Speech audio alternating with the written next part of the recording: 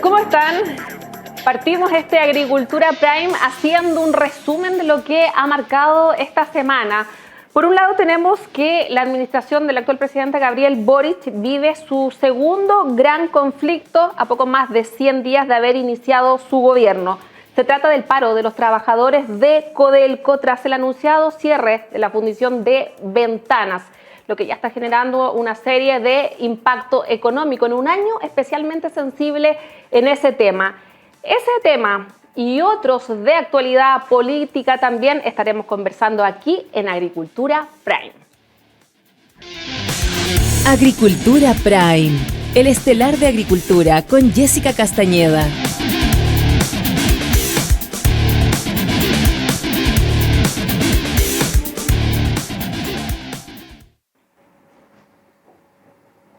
Vamos a partir presentándole a nuestros invitados con quienes vamos a estar abordando las diferentes temáticas de esta jornada. Tenemos con nosotros al diputado Diego Ibáñez. Muchas gracias por estar aquí en Radio Gracias por la invitación, Jessica. Parlamentario por Quintero Puchuncaví también. Así es. Yeah. Distrito 6, Valparaíso. Distrito 6, que está en la polémica en estos días. Hace harto rato viene la polémica. Y está con nosotros también nuestro conductor de Nuevas Voces, Tomás Bengolea. Hola, Tomás. Hola, Jessica. Un gusto estar compartiendo panel con el diputado. Y ya parte de la casa, Tomás, porque le ha tocado más de alguna vez estar aquí. Así es, siempre dispuesto. Ya, quiero que hagamos una lectura un poco de lo que está ocurriendo a raíz del anunciado cierre, lo que está pasando con los trabajadores y también las intoxicaciones que se han conocido. ¿Cuál es la lectura, diputado? Usted conoce la zona y está bien al tanto del tema. Es muy crítica la situación, es muy difícil tomar una decisión en este marco.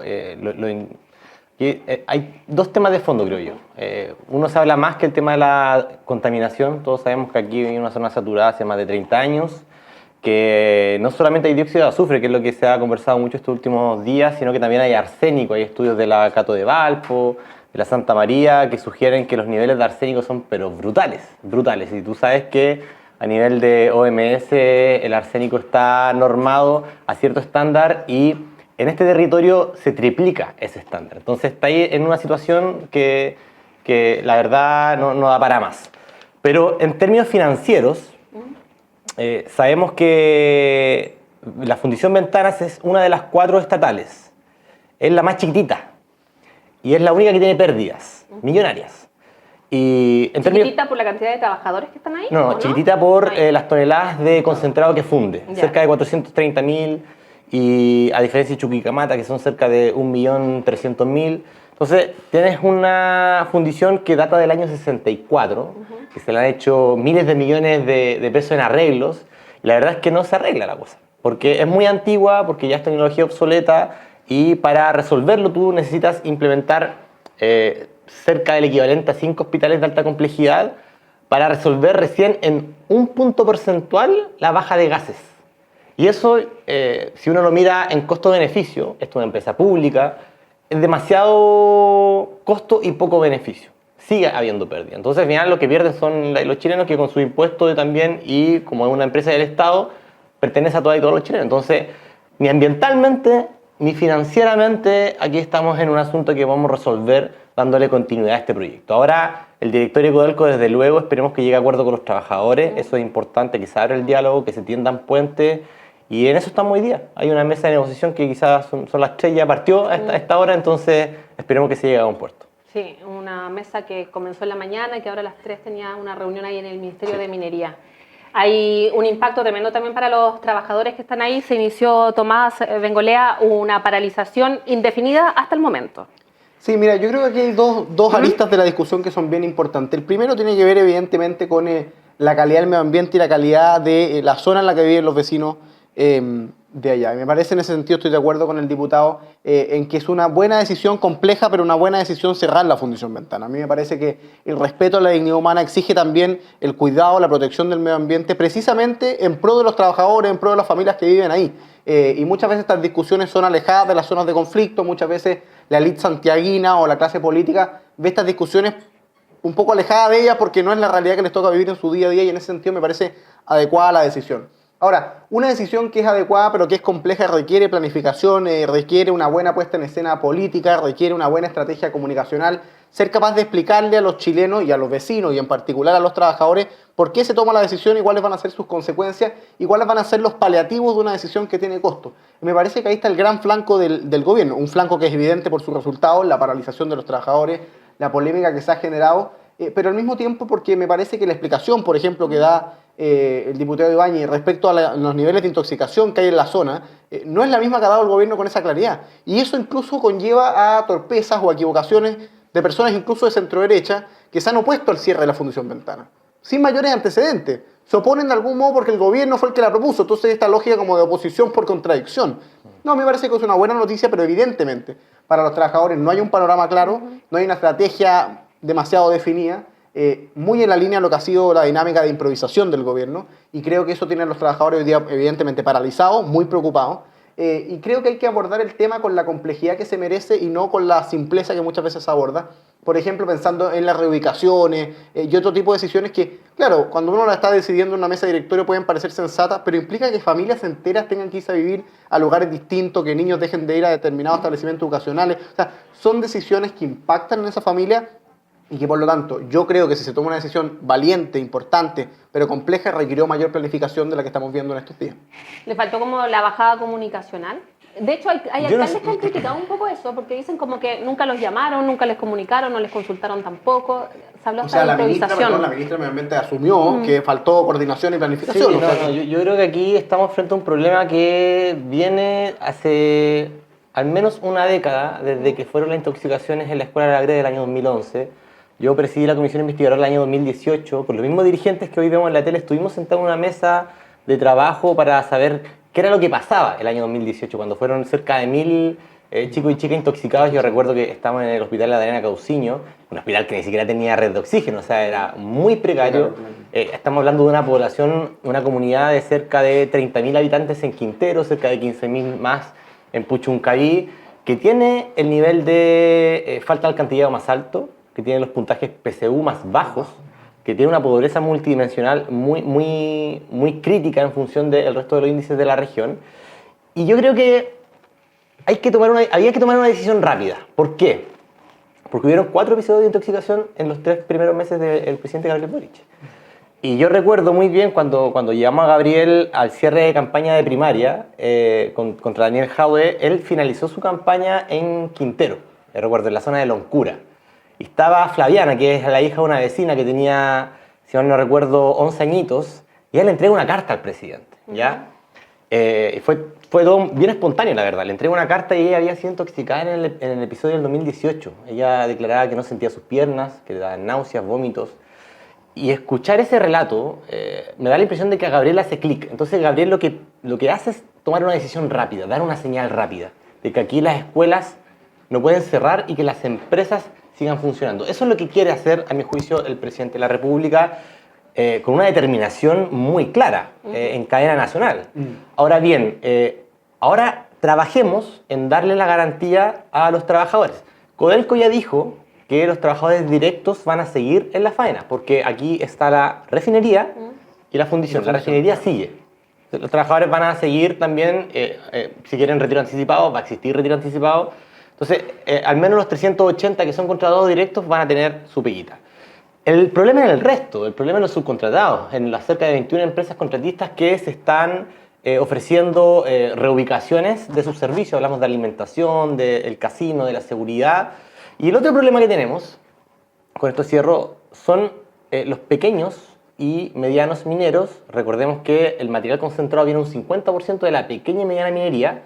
¿Qué hacemos con ellos? Y lo que ha dicho Codelco, y creo que aquí falta más precisión, que Enami y Codelco va a subsidiar ese traslado a las otras 3 fundiciones del Estado, no las privadas, del Estado. Entonces creo que allí hay que avanzar en esa negociación para que se genere un humo blanco que permita salir y destrabar este conflicto y, por cierto, seguir manteniendo las posibilidades de fundición de concentrado en la estatal, que también hay una demanda política detrás, que por supuesto una decisión política, si es que se demanda una privada o se sigue en la estatal. Los trabajadores han planteado que siguen la estatal y a mí me parece legítimo, y eso también es lo que ha planteado el presidente del directorio, don Maximiliano Pacheco. ¿Usted ha podido conversar con los trabajadores que están ahora en paro? Mira, he whatsappeado con un Jaime Peña, que es uno de los presidentes de un sindicato que ahora es concejal de Puchuncaví. Estuvimos hace un par de semanitas también en una sede de un sindicato de pescadores conversando con el subsecretario de Medio Ambiente y con el alcalde de Quintero. Entonces esto es algo que se viene, insisto, arrastrando hace muchos años y ahora se toma la decisión. Claro, y yo creo que se tomara hoy o se tomara mañana, mi parecer es que de todas formas iban a haber reclamos legítimos y yo respeto la libertad sindical y en eso no digo que los trabajadores no hagan esto, tienen el derecho de hacerlo, pero ojalá encontremos los puentes necesarios para encontrar el acuerdo más rápido posible. Y va a haber una repercusión económica en este año, pucha, todos sabemos que es especialmente complejo también. Además estamos en una crisis económica, el alza del costo de la vida, ya vimos hace poquito que nuevamente subió la benzina, entonces evidentemente los trabajadores, principalmente los subcontratados que no tienen los mismos sueldos que los trabajadores de planta de Codelco, sabemos la diferencia que hay allí, estructural en las condiciones de trabajo, reclaman, y está bien que reclamen, lo importante es que lleguemos a un acuerdo y se pueda firmar lo antes posible para que se lleve adelante todo este proceso de transformación ecológica. Yo hablaba también, a la repercusión económica me refería más a como a nivel país. Sé que va a haber una repercusión económica también en los trabajadores, pero a nivel país en un año que se ha hablado que es complejo económicamente para solventar todos los desafíos que vienen para este año. Fíjate que yo creo que eso va a una discusión de fondo y que pocos se atreven a tener, pero lo dijo el diputado hace pocos minutos. Se trata de una fundición que ya tiene pérdidas. Si esto fuese una empresa privada, Debía cerrar. habría cerrado. Habría quebrado la fundición o la habrían cerrado y hubiesen dejado de perder plata ahí.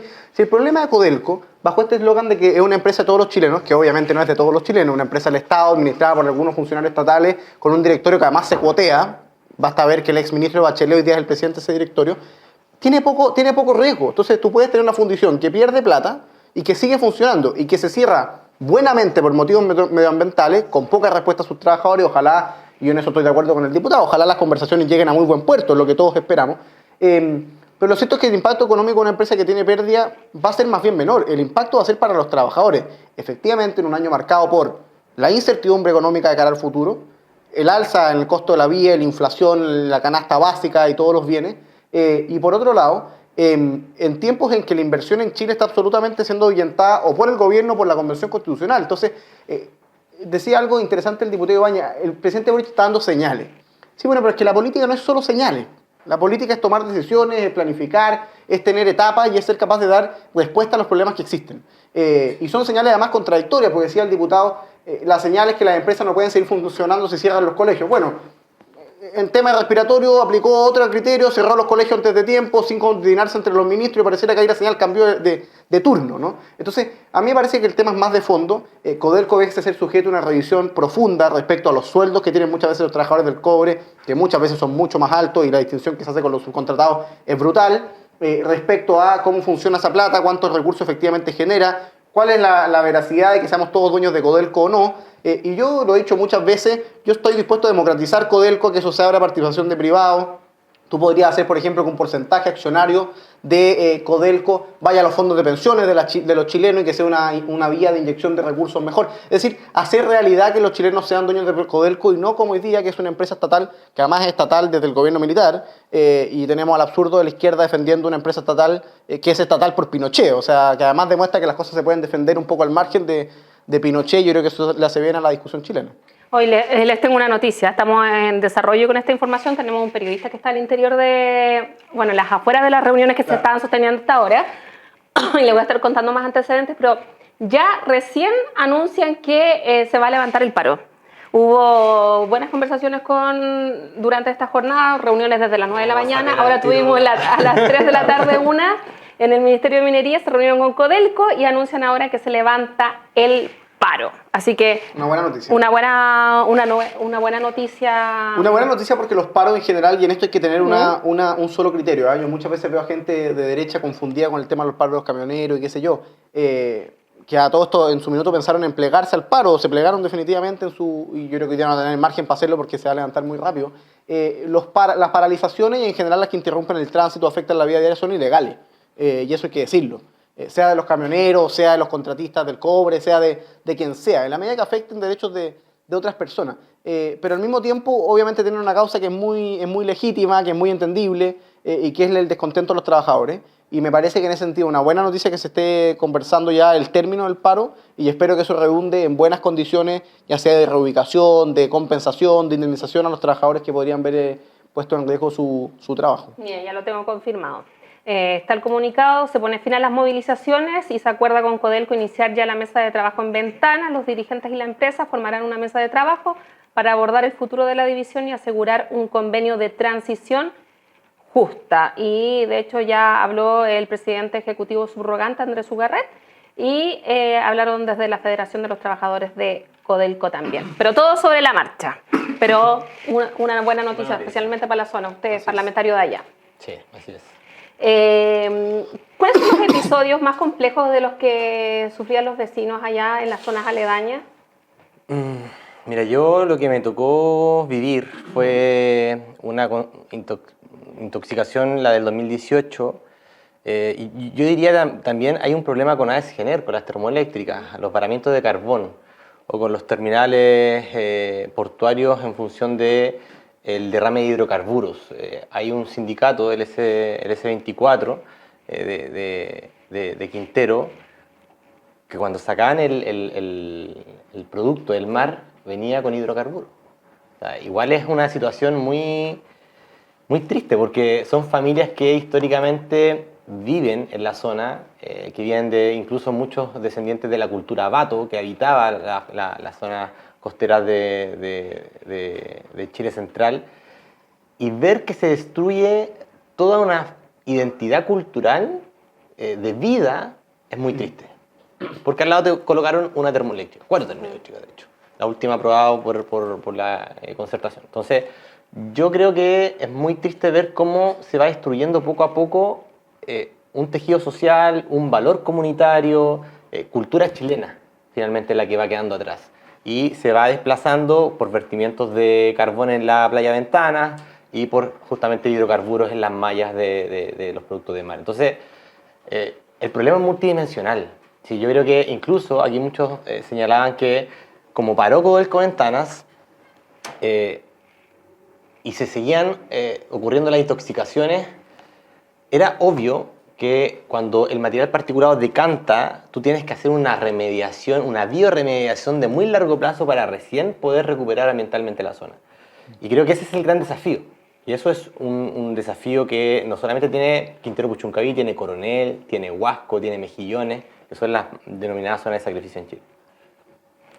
Un tema bien complejo y que vamos a estar analizando ya también cómo van a seguir evolucionando luego de que acabara este paro. Quiero que conversemos de política también, nos quedan unos pocos minutos. Quiero que haga un análisis de lo que han sido estos un poco más de 100 días de gobierno de Sebastián Boric.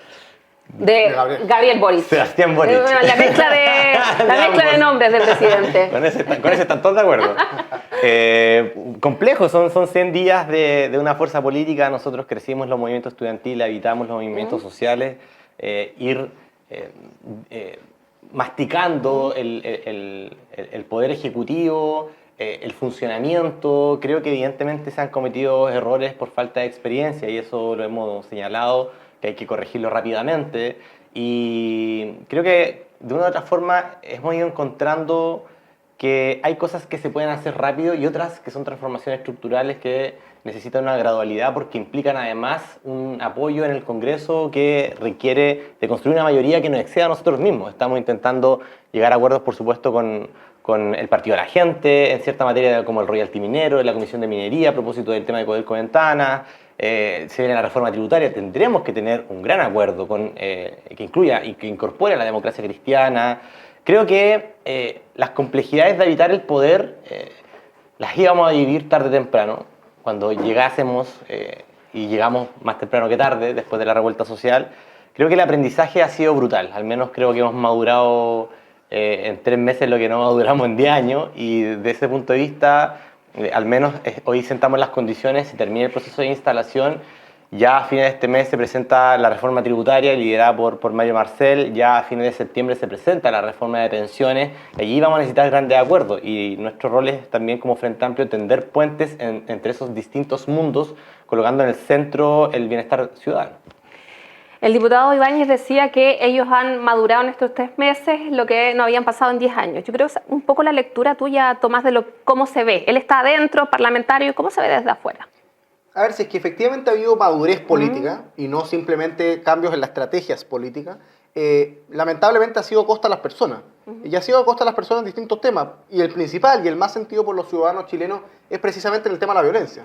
O sea, un gobierno que tiene que llegar al Poder Ejecutivo para darse cuenta, por ejemplo, que establecer un estado de excepción en una región asediada por el terrorismo no es militarizar Gualmapu, sino garantizar la paz y la seguridad de las familias de la Araucanía, más que madurez, es haber simplemente opinado lejos de la realidad del sentido común de esa familia.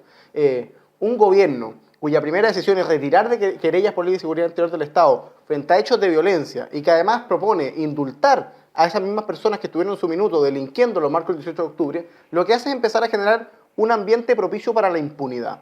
Y hoy día Chile está teniendo delitos más violentos que los que tenía hace algunos años. Los hechos de terrorismo en la Araucanía, hoy día venía un informe, han aumentado un 90% desde que comenzó el gobierno, y por lo tanto es obvio, es lógico que la violencia y la seguridad ciudadana pasa a ser el tema más sentido por la ciudadanía. Y en una segunda dimensión, en que el gobierno me parece también ha tenido cambios de posiciones, tiene que ver con el manejo económico del país, ¿no? Y con esto que comentaba el diputado en el sentido de que las transformaciones estructurales no son de la noche a la mañana. Y eso obviamente va a ser un costo permanente para el gobierno porque uno genera expectativas cuando propone transformaciones. Y la gente demanda el cumplimiento de esas transformaciones conforme a las expectativas que tú generaste en ellos.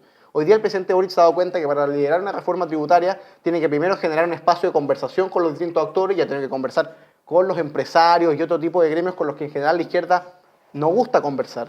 Y en segundo lugar, tuvo que darse cuenta, llegando al gobierno, que los retiros de fondos de pensiones son una mala idea. Entonces, hoy día todos conversamos del costo de la vida, de la inflación, pero son pocos los que se hacen responsables de haber promovido no 1, no 2, no 3, 4 retiros de fondos de pensiones, felizmente el cuarto retrasado igual que el quinto, que obviamente tiene efecto en el bolsillo de los chilenos y que fue denunciado. Entonces, o es madurez o es estrategia política los cambios de postura según lo que ha ido pasando en las encuestas con el gobierno que tiene la peor aprobación en sus primeros 100 días, no lo sé, pero lo que es claro es que ha sido a costa del bolsillo de los chilenos y de la seguridad de las familias chilenas.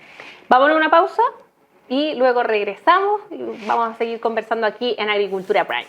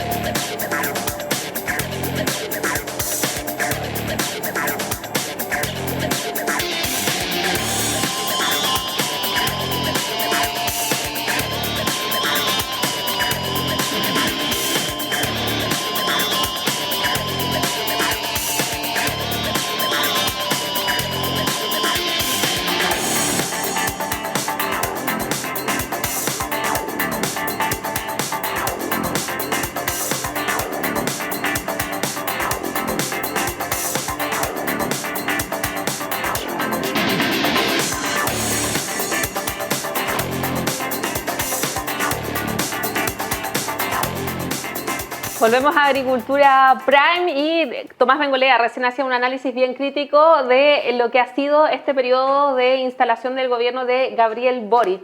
Diputado Ibáñez, usted nos decía que ha madurado en estos últimos 3 meses lo que no habían hecho en 10 años. Hay harto cuestionamiento y también se ha hablado de errores comunicacionales, de visiones muy diferentes. ¿Qué es lo que pasa al interior, por ejemplo, de la moneda? Conversamos fuera de micrófono de lo importante que era pelear para que la gente le tome la atención a los programas de televisión. Yo creo que hoy lo que ha intentado hacer el presidente en estos 3 meses, de una fuerza que no había gobernado antes, yo creo que eso es un valor, que llegue lo nuevo y que aprenda a gestionar lo público es un valor. Y creo que la experiencia de una u otra forma se va construyendo en la medida en que uno la va ejerciendo. Ahora, ¿es a costa o no es a costa del bienestar de los chilenos evidentemente vivimos tiempos sulfurados a nivel mundial. Tenemos una guerra, un alza de precios en los combustibles que viene derivado también de una situación internacional muy caótica, saliendo de una pandemia también muy caótica con un índice de salud mental que no se veían, que nunca se habían visto en Chile, y niveles de violencia de crimen organizado que se vienen arrastrando producto de una situación que se arrastra hace más de 5 años. Entonces, cuando establecemos hoy el punto de evaluación en 3 meses, en 90 días, de una fuerza que es nueva, que fue votada con una proporción de la ciudadanía histórica, con un proceso constituyente en cierne, estamos en un cambio epocal. Definitivamente estamos en un cambio epocal. Entonces, si vamos a analizar hoy desde nuestras propias trincheras ideológicas el valor del adversario, nunca vamos a terminar de tender un puente. Y hoy lo que necesita la ciudadanía, la gente en sí, es que se construyan puentes para detener el alza del costo de la vida, para detener el crimen organizado y para trabajar también en base a la evidencia, más que a los anteojos ideológicos que, en este caso, Tomás, a mi juicio, también está bien, tiene su posición y critica legítimamente, pero yo creo que hoy es el momento de justamente cruzar un puente. Desde ese punto de vista, lo que pasa en la moneda es construir acuerdos en torno a la reforma tributaria, diálogos en torno a cuánto van a solidarizar los que más tienen hoy en esta sociedad, que acumulan cerca del 20-25% de la riqueza del 1% más rico. Eso es un dato. ¿Cómo hacemos que eso se convierta en un valor también que distribuya bienestar? Es un diálogo. Aquí nadie va a imponer su posición. Respecto a las pensiones, si no me equivoco, en 2 semanas más se presenta el informe de síntesis de los diálogos ciudadanos tripartito entre el Estado, los empleadores y los trabajadores. Jamás había existido en la historia de Chile un diálogo tripartito para construir un modelo de pensiones distinto, diferente, que por supuesto resguarde la propiedad privada para quienes pretendan que eso es lo crucial, para quienes pretendan construir los principios de seguridad social también. Yo creo que hoy es importante centrarnos en los avances que van a permitir al pueblo chileno, terminados estos 4 años, decir, ok, no se pudo hacer todo lo que se pretendía, los dolores chilenos son demasiados, por ejemplo, el Sistema Nacional de Cuidado. Las mujeres que están en una situación hoy de subordinación a la división sexual del trabajo y no pueden acceder a un puesto de trabajo formal, el Sistema Nacional de Cuidados en Chile cuesta 10 puntos del PIB. O sea, es solo equivalente a levantar el Sistema Nacional de Salud a mediados de siglo en Chile. O sea, evidentemente 10 puntos del PIB tú no lo vas a poder acumular ni con la mejor reforma tributaria en este periodo, en régimen. Entonces yo creo que aquí hay que mirar la evidencia y tratar de tender puentes y centrarnos justamente en las demandas del pueblo chileno. Algunos le llamarán revuelta social, otros le llamarán estallido delincuencial, como quieran llamarle. Lo importante es que aquí hay dolores profundos y hay que hacerse cargo. Y si nos atrincheramos, nadie se va a hacer cargo y después van a decir, hoy no lo vimos venir y venga otra revuelta social más. Ya, pero mientras se transita por ese puente, igual hay que hacer cosas efectivas ahora y rápido. Temas de delincuencia, vimos lo que pasó, por ejemplo, en Espacio Riesgo, hay otras situaciones similares en Estación Metro de Baquedano, le dispararon a una persona adentro de la misma estación con el riesgo de muchas personas que se estaban trasladando. Como que se están viendo episodios de delincuencia uno tras otro y ya casi ni sorprenden porque se están haciendo muy seguidos. ¿Cómo se trabaja en esa materia? Bueno, lo que ha hecho el presidente es primero hacer una redistribución de las policías. Estamos elaborando un nuevo plan de estrategia de inteligencia que, a mi juicio, conversando con algunos personeros de gobierno, está bastante desmantelada la inteligencia en Chile. O sea, hace rato se sabía. La Agencia Nacional de Inteligencia, con sus funcionarios, no articulada finalmente las 5 ramas de la inteligencia, de PDI, de Carabineros y de las 3 ramas de la Fuerza Armada. La ley de control de armas, que es un debate a propósito de lo que pasa en Espacio Riesgo y lo que pasó en el metro. Y la detención del crimen organizado. Y aquí quiero ser muy tajante, porque se ha hecho una caricatura respecto, a propósito de los test de drogas. Hay al menos 2 evidencias que me parecen interesantes en Uruguay y en Portugal, a propósito de cómo desbaratar el narcotráfico que justamente hoy está acechando en Chile. Tratar el consumo no desde el punto de vista de la criminalidad de la pobreza, sino desde el punto de vista del consumo asistido y de la salud pública. Cuando le cortamos el dinero al circuito del narco, recién allí podemos decir que esos miles de millones podemos destinarlos a otras cosas que sean más interesantes que ir a boicotear una población mediante armas de alto calibre. Creo que hoy necesitamos transitar hacia experiencias distintas porque si no nos vamos a convertir en países que no queremos, con viejas recetas que solamente en base al prohibicionismo y a la militarización han fracasado, como Colombia. ¿Y la macrozona sur? Esos creo que son dos temas en particular. El Plan Buen Vivir, la duplicación de presupuestos para entrega de tierras, la preparación de los parlamentos indígenas para el próximo mes. Hoy tenemos 3 huerquenes que fueron enviados de las comunidades indígenas a entablar formalmente un diálogo con el gobierno chileno, con el presidente Gabriel Boric.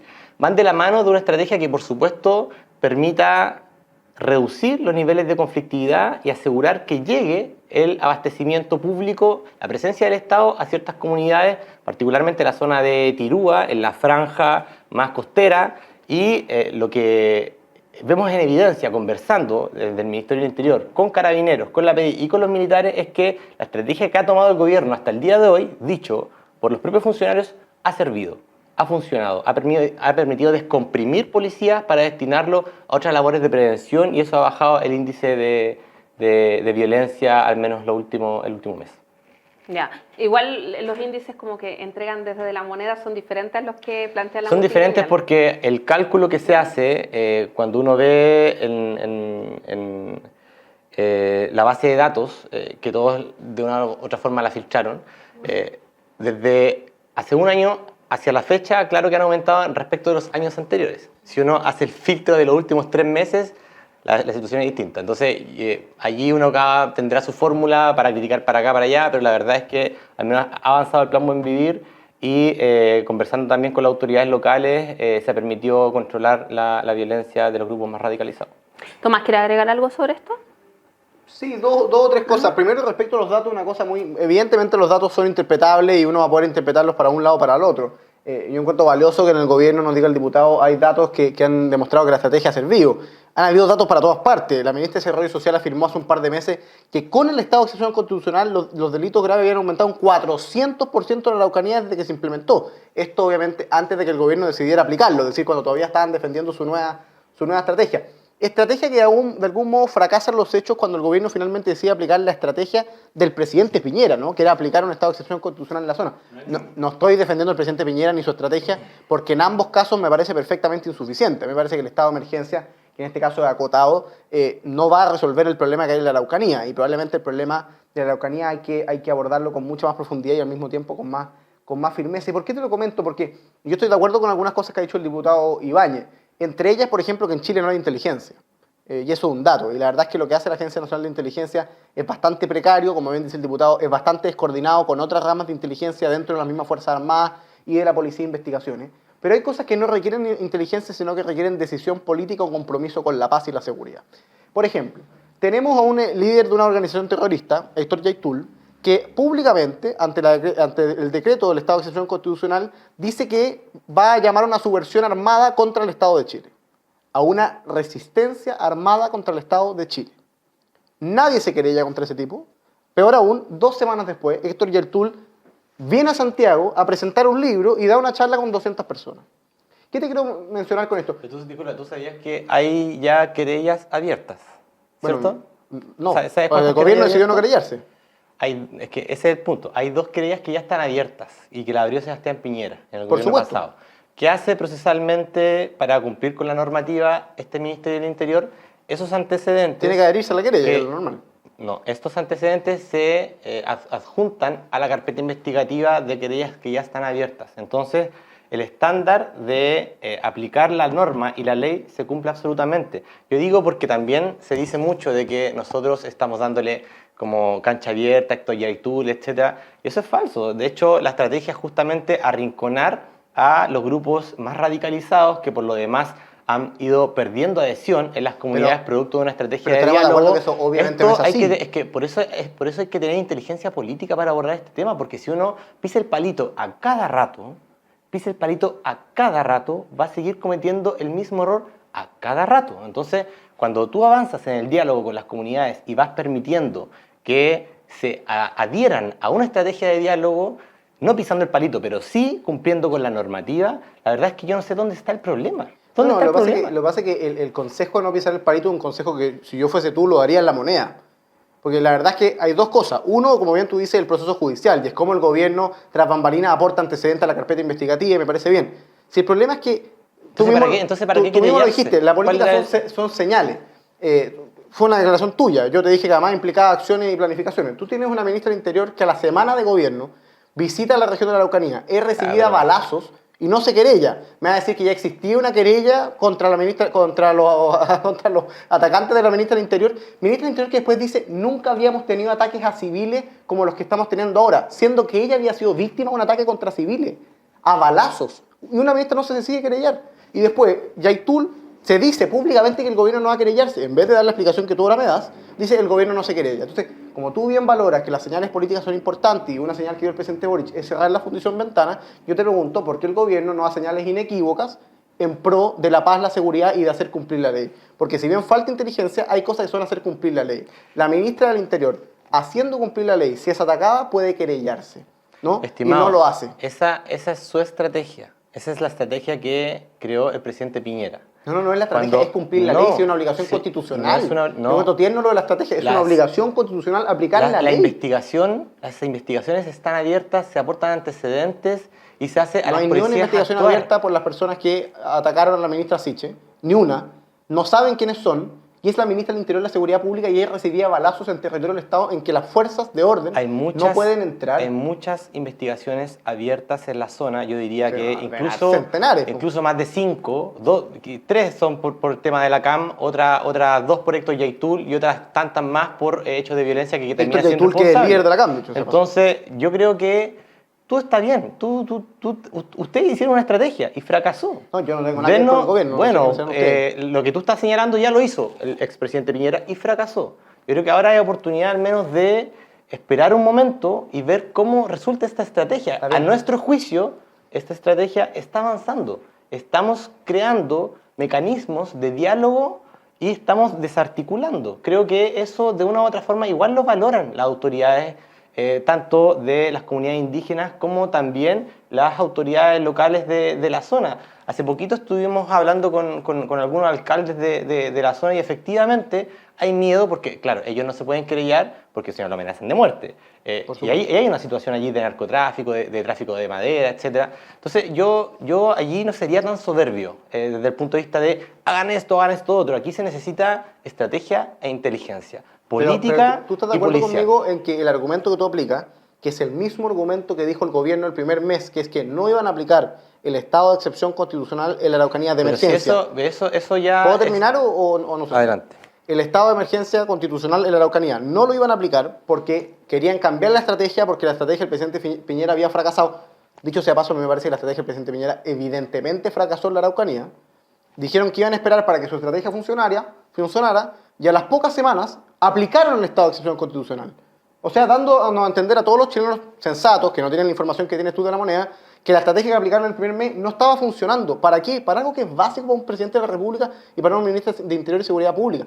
Y para la existencia del Estado, en último término.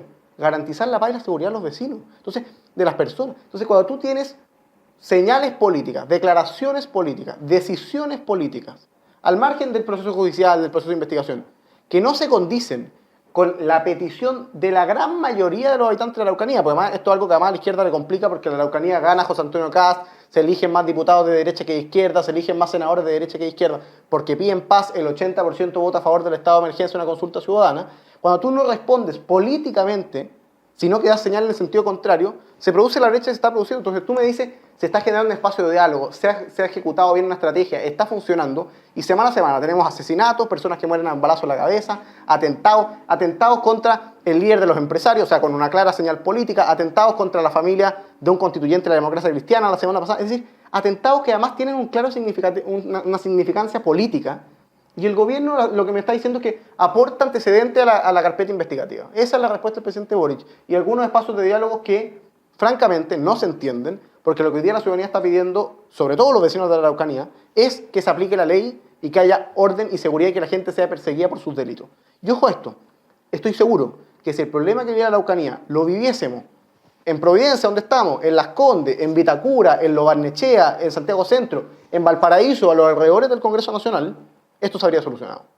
Pero no está esa voluntad política. Al margen del proceso judicial, al margen de la estrategia de diálogo, no hay decisiones políticas del presidente Boric porque lo ha dicho en su pasado. Si él dijo que poner militares en la Araucanía era militarizar Gualmapu. O sea, básicamente era un problema de fondo, que el problema con el pueblo mapuche, básicamente aplicarle la respuesta militar era poco menos que repetir o replicar la ocupación en la Araucanía.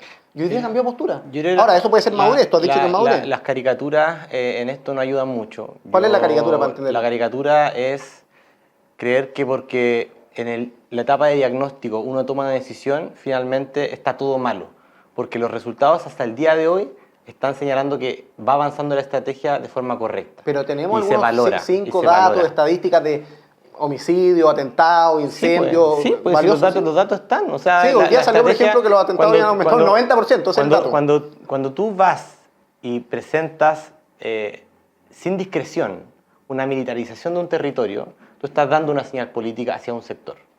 Y hacia otro sector. Sí, hacia el sector de los chilenos que quieren paz. Pero, ¿puedo terminar? Sí, impresionante. Es que, o sea, nosotros no queremos paz, nosotros queremos guerra, básicamente. Eso es lo que tú estás sugiriendo. No, supongo que no. Yo creo que en esa caricatura que tú haces... Pero quieren impunidad. Hay un gran... pero déjame terminar. Tú dices que yo quiero guerra y ahora quiero impunidad. No, yo nunca he dicho en esa guerra. caricatura que tú haces... Pero para que quede registro, pero espérate. Porque como el diputado miente, lo que pasa es que yo te dejaría terminar si no mintieras. Yo nunca he dicho que quieres guerra. ¿Cuándo lo dije? Pero es que... ¿Cuándo lo dije? Estás diciendo no es verdad. Que yo no aplico no la estrategia que tú estás proponiendo, uno finalmente le da cancha impunidad, abierta. Impunidad, si eso es retirar querella, impunidad. ¿Qué significa eso? Entonces que yo quiero la impunidad y que yo quiero la guerra. Entonces, ¿cuál es la guerra? Pero es que no se puede debatir con ese nivel de caricatura. Si finalmente cuando tú hoy ves que un gobierno gana con ciertas ideas una mayoría social y política que nadie y cuestiona, genera una estrategia distinta que aborde el conflicto desde su historicidad, que es algo que la derecha no entiende, yo creo que allí tenés una visión sesgada de lo que implica una estrategia distinta y no la comprendes, porque te atrincheras en tus múltiples querellas, que es más de lo que hizo Sebastián Piñera. Entonces, yo insisto, démosles tiempo a esta estrategia, tú no se lo des, pero démosles tiempo a esta estrategia para que genere buenos resultados y para que en definitiva ese hervor histórico se pueda ser solucionado desde justamente la historia y los conflictos estructurales que vienen abordando esta situación desde hace décadas. Y ojo, que los eventos de violencia aumentaron con Sebastián Piñera, no aumentaron con Gabriel Boric. Por supuesto, aumentaron y desde que se acabó el estado de excepción hasta ahora han aumentado un 90%.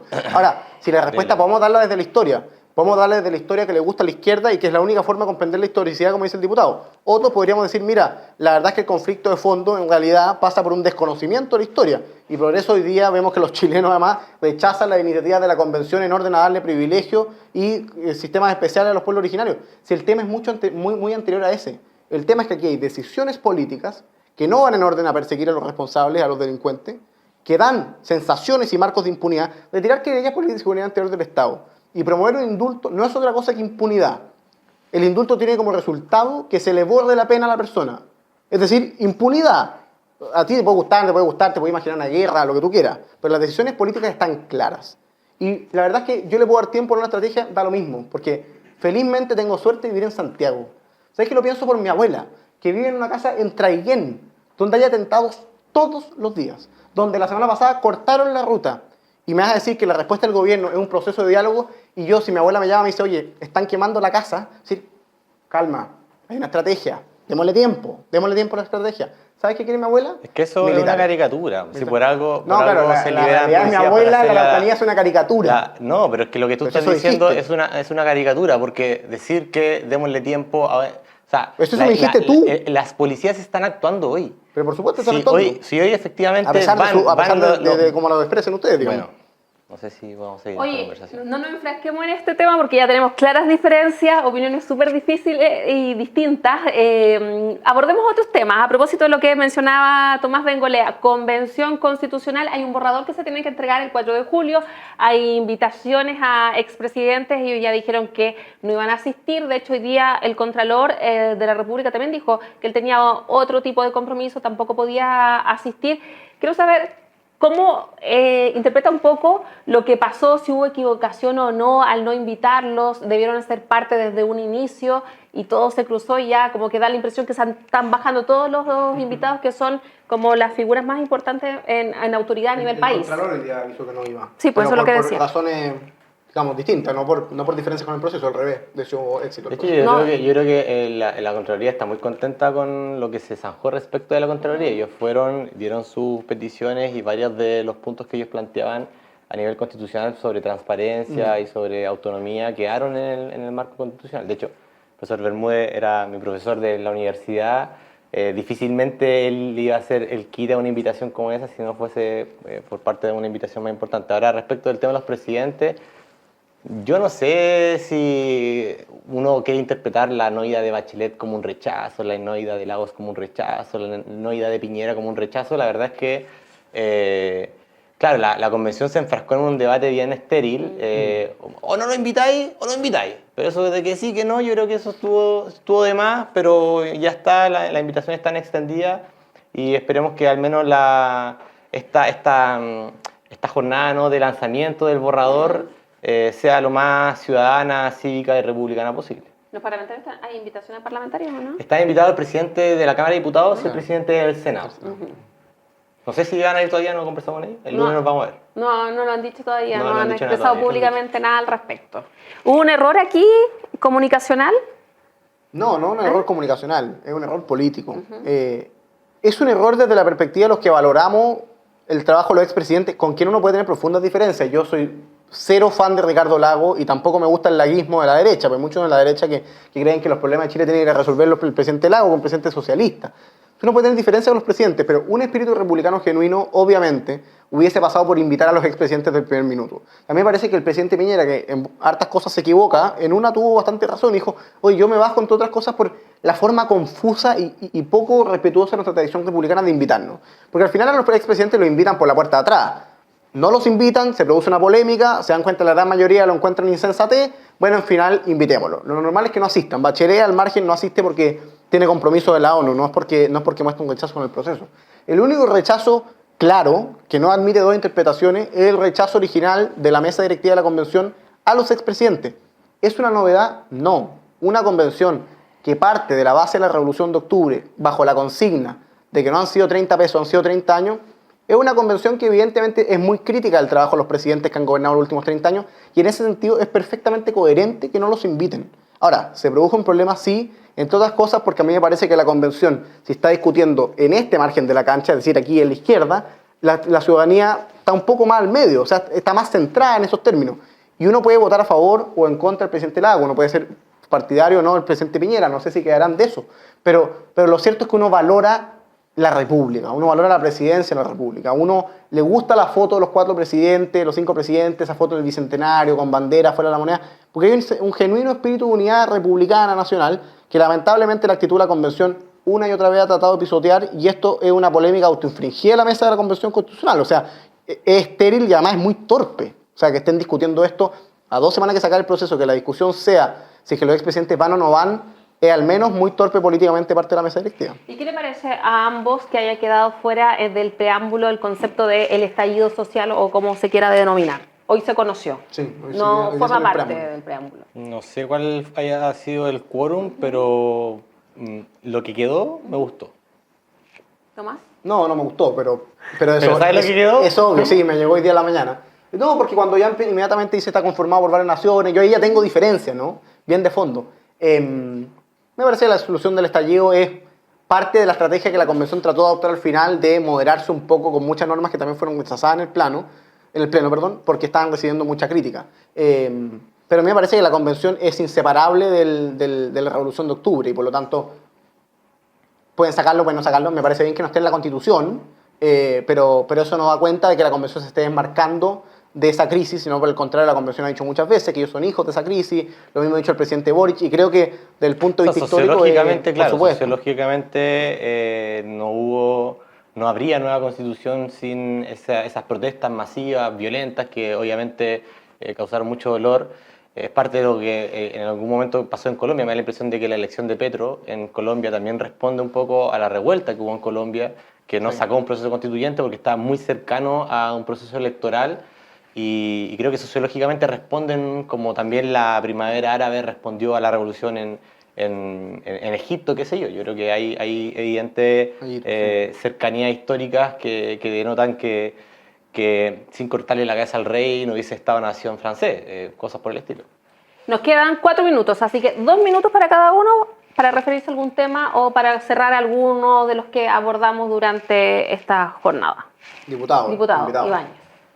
Entre tanta pelea, creo que... Siempre buena onda todo esto, ¿eh? Yo estoy feliz de debatir con el diputado Ibáñez. No, creo que es interesante que estos debates históricos que estamos teniendo hoy, que son debates de perspectiva, en buena hora que ocurran. Creo que hace mucho rato la política estuvo muy quieta por un cinismo de consenso que la verdad metió debajo de la alfombra los problemas estructurales. O sea, creo que hoy lo importante es, dentro de esta diferencia, insisto, tender puentes y no engancharnos en nuestras propias convicciones, auto-infringiéndonos valores para ratificar y solidificar nuestras posiciones y por tanto tender una especie de abismo entre personas que estamos sentados a un metro.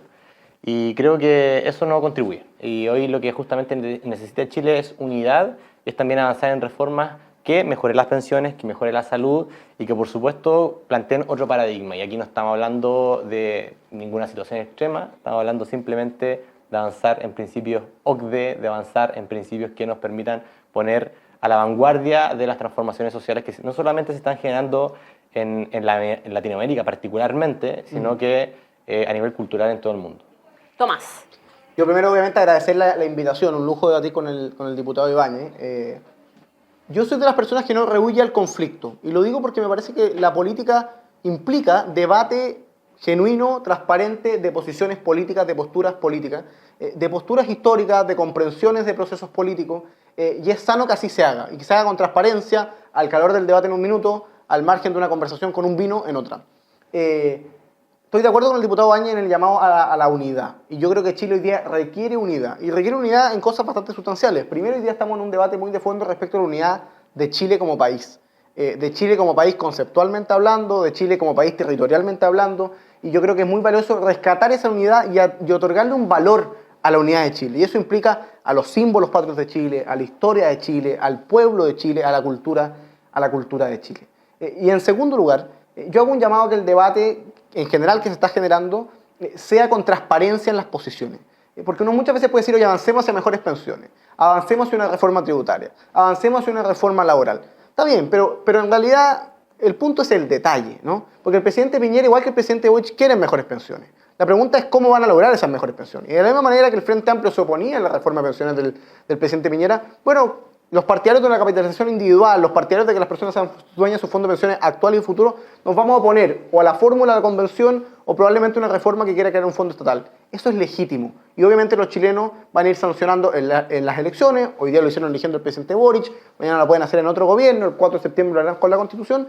¿Qué camino encuentran mejor? Pero eso tiene que ser siempre en los marcos de 3 cosas fundamentales. El respeto y la tolerancia, el Estado de Derecho, que es muy importante y que está muchas veces pisoteado en la discusión chilena, particularmente en el Congreso Nacional.